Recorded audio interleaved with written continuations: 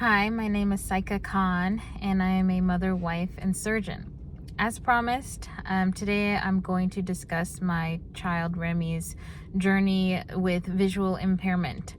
And it will kind of also describe the journey from start to present regarding her special needs and diagnosis of Moat-Wilson syndrome.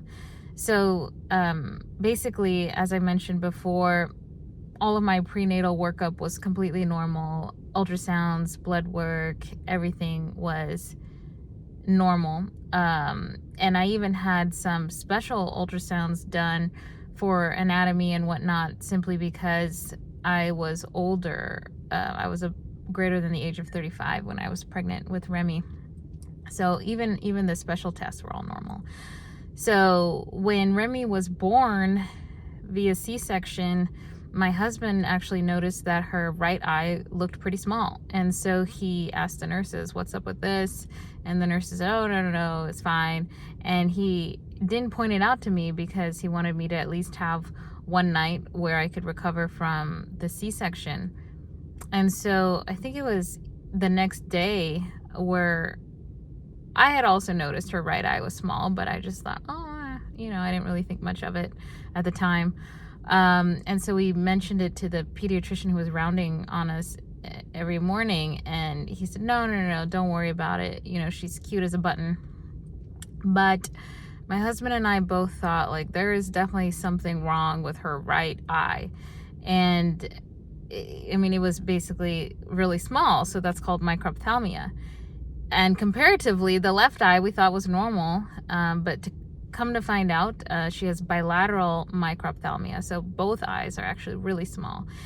And so we were eventually discharged from the hospital, and we kept pushing, for the the right eye, to be seen, evaluated, worked up. And so eventually our pediatrician referred us to a pediatric ophthalmologist, who then referred us to Boston Children's Hospital, where we were then seen by a retinal specialist. And so it was the right eye that really opened up this Pandora's box and required appointment after appointment. Every single week we had a new appointment, and that is what started the journey. And so for Remy, she has bilateral microphthalmia. She has anterior segment dysgenesis. So basically her eyes did not form properly. And, what is proper? We could talk about that in a separate video, but her eyes didn't form like typical eyes would form. So they are anatomically different. And also on her MRI, she did not have evidence of an optic chiasm. And as you know, the optic chiasm is what communicates information from the eyes to the occipital lobe.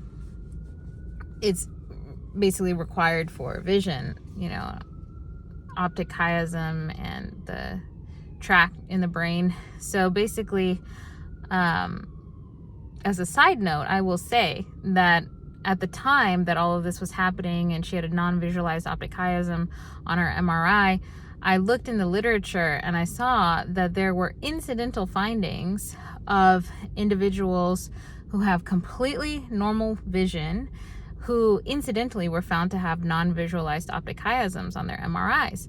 So what does this tell me? That perhaps, I was thinking, she could have an optic chiasm, she could have the anatomy, but it's just different, and maybe it's just really tiny and small, and it's not easily picked up by the MRI, which has its own limitations via sensitivity and specificity. So we ended up having an exam under anesthesia for Remy to have a more focused evaluation of her eyes. And I will put this in another video, but that whole story is another point that I want to make about how it's really important to advocate for your child and to follow your gut instincts and your intuition, because that was actually ended up being a pretty dangerous procedure. and the information that was intended to be obtained could not actually be obtained because she was so small and the equipment was not small enough to complete the exam. So basically she was exposed to the risks of anesthesia and whatnot, and the information could not be obtained. Anyway, with the limited information that was obtained with the examiner anesthesia, that is when we were told that Remy is blind.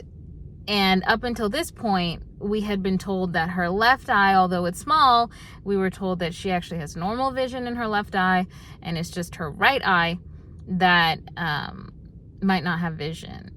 And so in the beginning, we thought that this was more of like an aesthetic problem. Like, oh, she has a funny looking right eye, like, what are we going to do about that? Not, everything else that came from that discovery. So even with that meeting with the specialist who was telling us that our child is blind, I questioned it. And, I said, hey, she was on 2 pressors for her blood pressure support, which causes, can cause some vasoconstriction. So is it possible that she might actually have retinal vessels? And again, the limitations of the technology we're using is not sensitive or specific enough to be able to detect these tiny little vessels that are already tiny and then vasoconstricted on top of that due to the pressor support for her, since she almost coated with the anesthesia. So again, I was questioning a lot. And I asked, what do we do from here? What do we do? I don't even know how to begin wrapping my head around providing support and care for a child who doesn't have vision, or we were told she doesn't have vision. And so we were recommended by someone, maybe the pediatrician, to get plugged in, or maybe it was a retinal specialist who told us to get plugged in with the Perkins School for the Blind. And so this was where things started to begin for us. And so we got plugged in there, and it was during COVID time, so our sessions were virtual. But this is where I began to learn about how to start thinking about things differently. And it's funny because when I was pregnant with Remy, my colleagues and my friends, they wanted to get her gifts for baby shower gifts and whatnot. And everyone would ask me, well, what do you want for her? And I would just say books, just give us books. Because I imagined in my mind, like, I'm going to be reading books to her all the time. She's going to love books. And she had no tolerance for books whatsoever. So now I had all these books and I'm trying to read her the books and she's just not interested. Maybe because she couldn't see it very well. I mean, up until this point, I really thought that she could see, at least through her left eye, because there were many times where I thought she was making eye contact with me. And I thought that she was looking at me. And, but she wasn't tracking things. And then she wasn't tracking light, and things like that. But I could tell that she was reacting to light. She could perceive light. She could perceive contrasting items. She could perceive highly reflective items. And so I was just trying to go with that, whatever I could to support that development. And so then I learned about, books with texture. So maybe that will engage her a little bit better. But I asked one of the Perkins School for the Blind teachers, what is really like the concept of reading books to kids? Obviously I know it's so that they could learn the alphabet, learn language, learn vocabulary. But the teacher told me, well, through reading the same story over and over in a book, that's how they develop vocabulary. It's really the repetition. It's not about like 20 different books. It's about the repetition of the same book.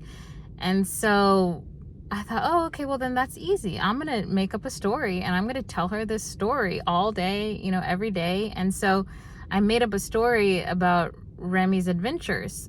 And in the story, I wanted Remy to be doing everything. So I use words like she was seeing the bunnies and the squirrels. She was gathering the blueberries and the mushrooms. She was doing all these different things with no limitations in this story. And at the end of the story, she has a gratitude practice where she reflects on the day and thinks about all the things that she's grateful for.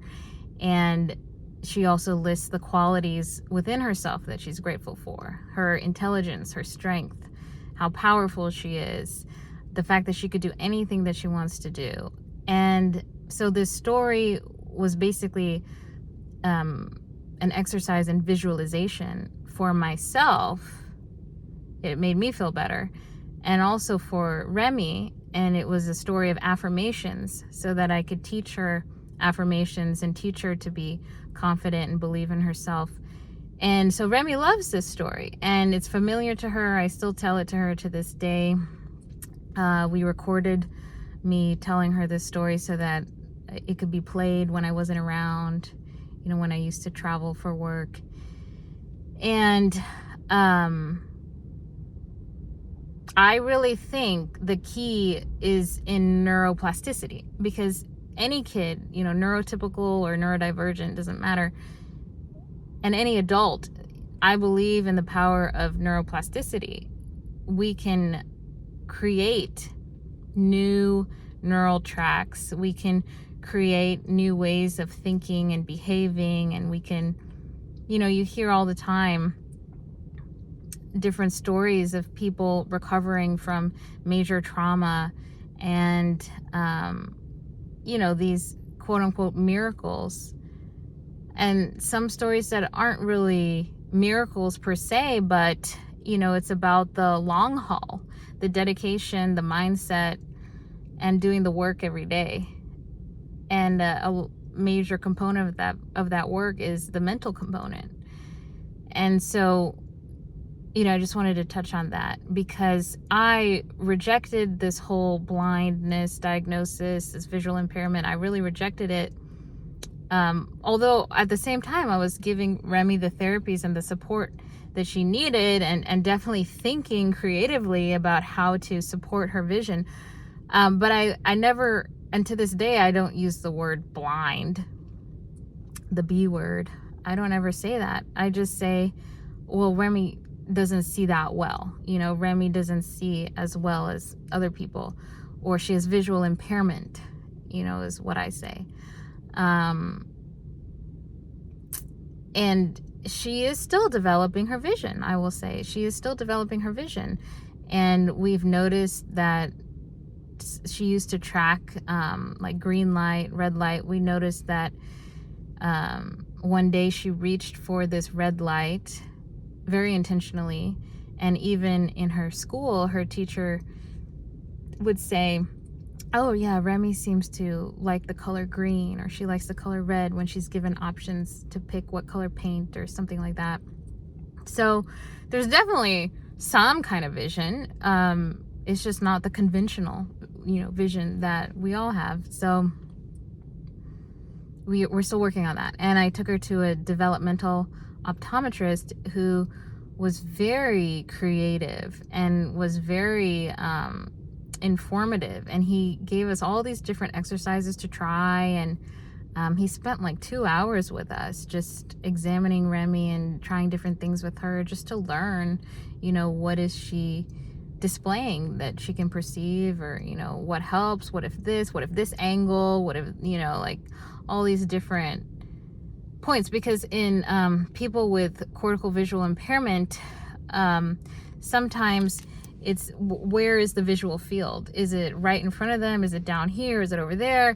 Are they able to perceive something better if it's moving, if there's movement, or if the background is dark and the item is bright, the contrast, if the room is dark, so there are all these different factors at play. And I feel like we've tried a lot of different things to experiment and see, what is beneficial, what helps her.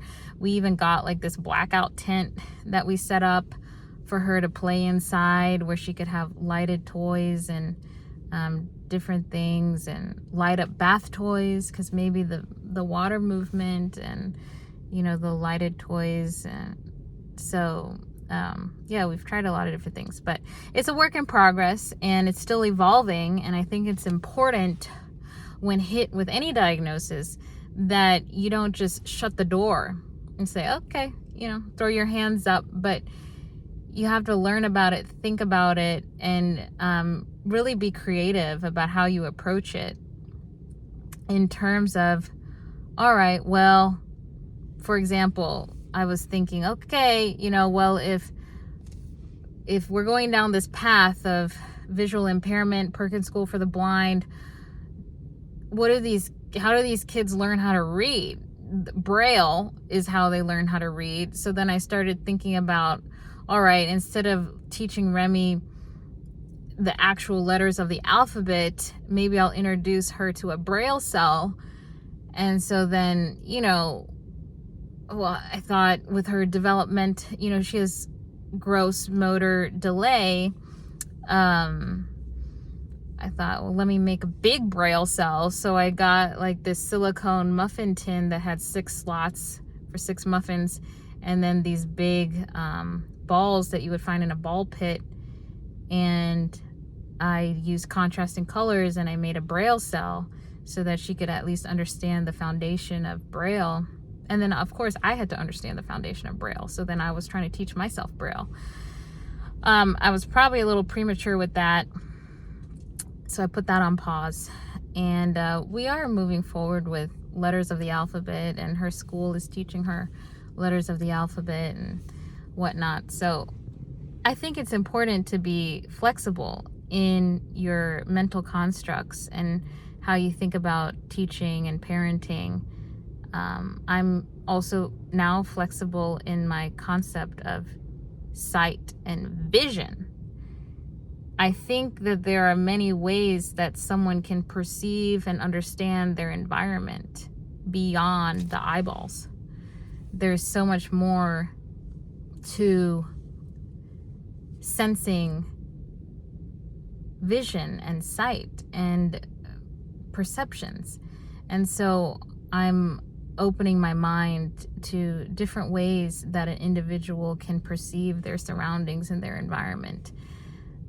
So it all comes back down to, again, like being very flexible and adaptable in how you think. So I think that's basically everything I wanted to say regarding Remy's vision journey. And yes, I call it her vision journey, even though, she might have visual impairment. The thing I didn't mention is when we moved, we had to get plugged in with early childhood intervention, ECI, and get their services. And one of the services that they offered was a vision teacher. I call her the vision teacher. She's actually the teacher for the visually impaired. And so this vision teacher who would come to our home is just amazing. Dorothy is her name, and she is incredible. And she's been doing her work with kids with visual impairment for, 40 years. And she has been just a great resource, very creative, very supportive. And what's been wonderful is that through Remy's many, needs, we have met so many incredible therapists. And I'll probably do another video on like all the different therapies, because there are a lot. But what I will say is that the therapists, come over, or we meet with a therapist so that they can provide therapy and assistance to Remy. And at the same time, they are also providing therapy and assistance to me and my husband. They're providing support in the fact that they have so much wisdom and experience and knowledge. And also they're just very kind, compassionate human beings. And so hearing the other stories about other families and other kids and what these kids are doing, they're walking with a cane, and they're learning Braille, and they're playing and running around, and it provides some form of hope from people who kind of get it, because I think that it is an isolating journey. Oh, we definitely felt very isolated in the beginning, which is why I have felt so compelled to share our story and to create some kind of a guide for other families who are going through a similar journey. And, maybe they're just kind of 3 years behind us, where, we were hit with the diagnosis 3.5 years ago. And the amount of knowledge and wisdom I've gained and everything I've learned over 3.5 years, man, I wish someone could have given me that in a guidebook, 3.5 years ago. So that's what I'm trying to create for other people who are just starting out their journey, the special needs journey. So yeah, I think that's basically everything for the vision impairment. But if I think of more stuff, I'll just include it in the next video. Okay, thanks.